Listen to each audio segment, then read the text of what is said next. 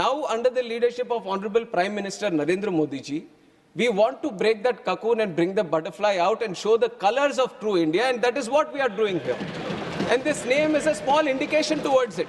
The text is there in English, so there shouldn't be any problem for any English-speaking person to in fact get afraid that there are 3 words here. कभी तो अभी लगेगा कि Copernicus lane है यहाँ पे, किसी के गली में अटकता है तो बदल दे क्या उसको? कॉपरनिकस लेन तो है ही. And my name is Kinjarapu Rammohan Naidu.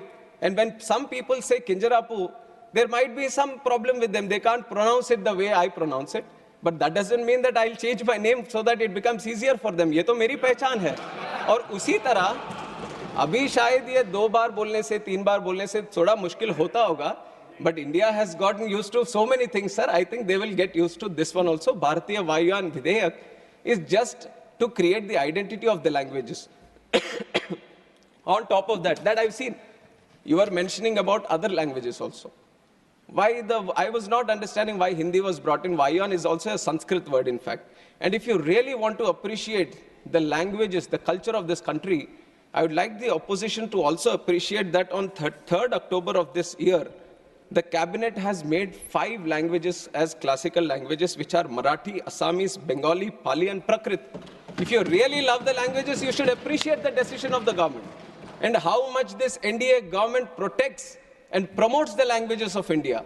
We recently celebrated the Constitution Day also, and on that day, we have proudly released the Constitution not only in English and Hindi, but we have done it in Sanskrit and Maithili also.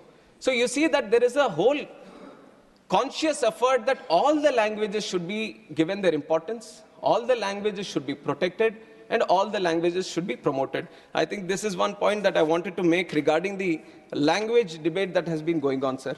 And on top of that, Udan. I have already given the numbers during my opening speech also on how the numbers have doubled, in fact, from 2014 to 2024. Now we have gone through the numbers. We have seen all the airports coming up. We have seen the lot of passenger traffic being increased. Sometimes when we go through it, when it becomes a normality, we kind of feel that it is just a regular thing that has been happening. But if you have to compare it with the other developing countries or developed countries, then you would see that how doubling a number in 10 years is very, very difficult, sir. And that is something which has been a challenge for India also.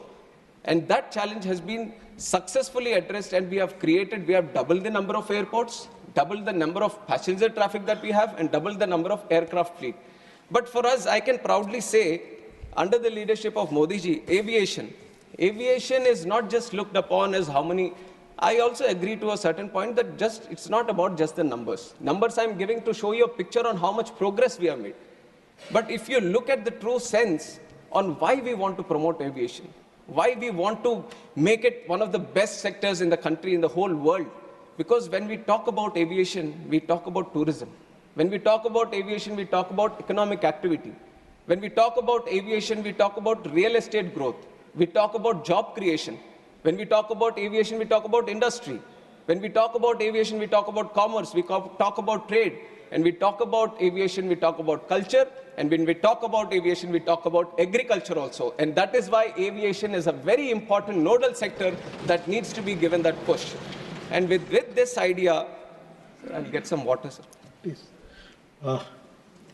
And it is with this idea that the whole aviation sector has been thoroughly, deeply understood on what the true potential India can have.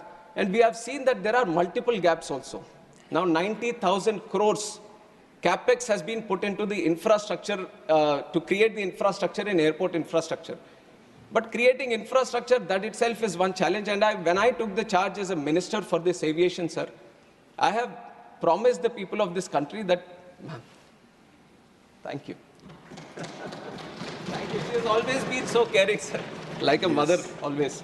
Thank you, ma'am. So, when we look deep, it is not about just creating the infrastructure, but it is about connecting them.